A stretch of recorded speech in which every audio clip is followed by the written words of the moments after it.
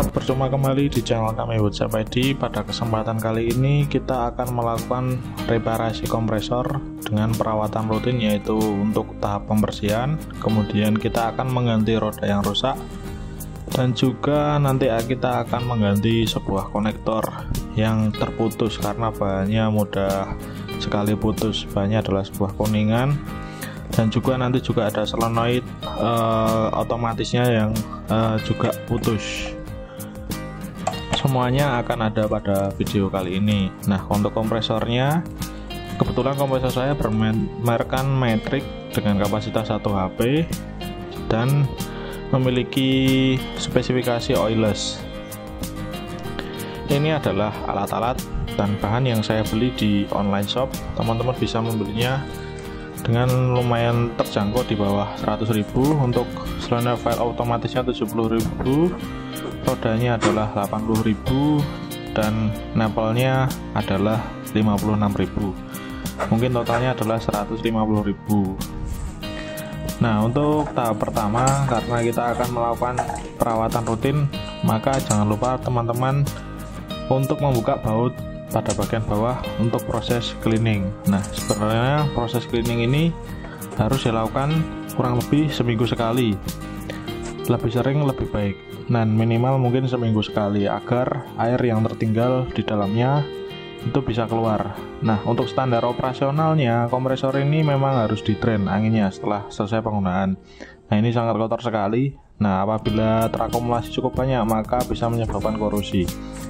Kemudian jangan lupa untuk dikencangkan kembali. Teman-teman bisa menambahkan seal tape apabila masih belum kencang.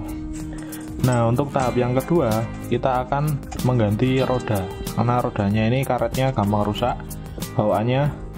Ini saya menggunakan karet yang berukuran 4 inci kurang lebih, namun di sini as rodanya masih belum muat, sehingga saya melakukan pengamplasan bagian dalam. Saya menggunakan mini grinder, atau teman-teman bisa menggunakan juga bor yang berukuran besar ataupun kecil, nanti dihaluskan dari dalam menggunakan bor itu.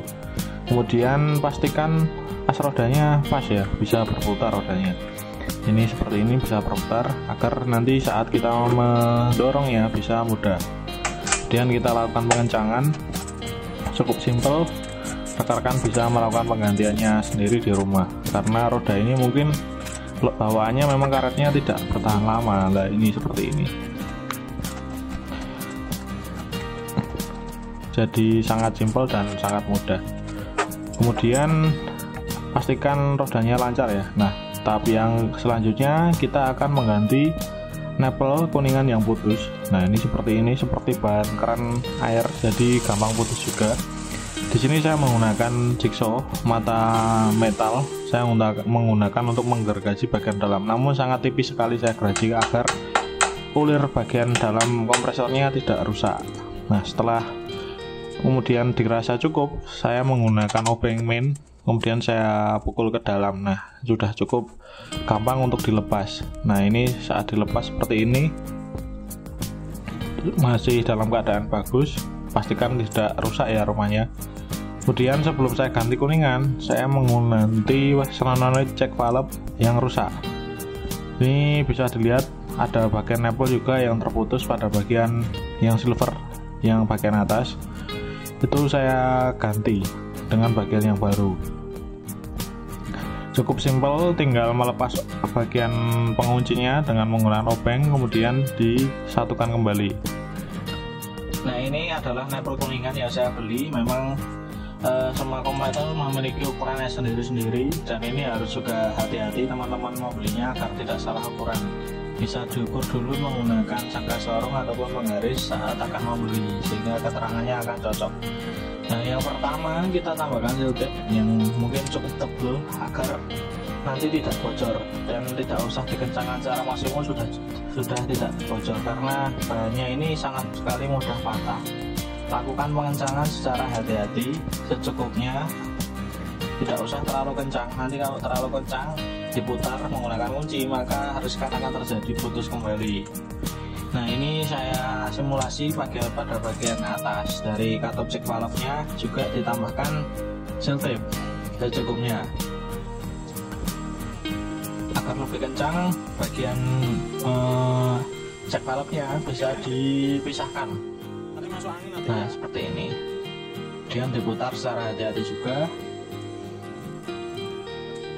Kemudian dilengkapi kembali, dipasangkan kembali katupnya, luas katupnya. Cukup simpel sebenarnya, teman-teman bisa melakukannya dengan hati-hati. Nah, seperti ini.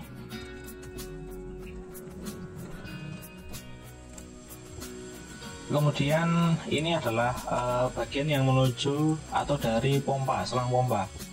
Ini juga sama, dilakukan penambahan seal tape karena bagian ini bagian yang berfungsi untuk mengalirkan angin ke dalam cek valve-nya, level cek valve-nya. Nah, seperti ini, ada thread uliran, harus dipasangkan dengan hati-hati.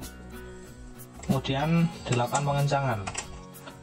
Sebenarnya pengencangan ini tidak usah cukup kencang sekali karena bentuk bagian dalamnya berbentuk seperti U, sehingga setelah dikencangkan akan cukup tidak bocor. Nah, ini kita tambahkan channel cek valve-nya pada nipple-nya. Nah, seperti ini. Nah, yang terakhir, siram dengan air sabun, pastikan tidak ada kebocoran.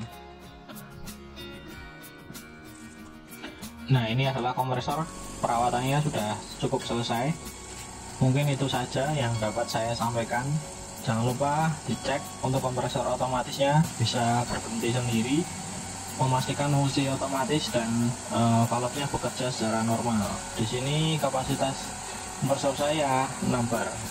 Di fungsi 6 bar ini akan berhenti. Nah, demikian video singkat dari kami. Jangan lupa subscribe channel ini dan nantikan video kami selanjutnya. Terima kasih.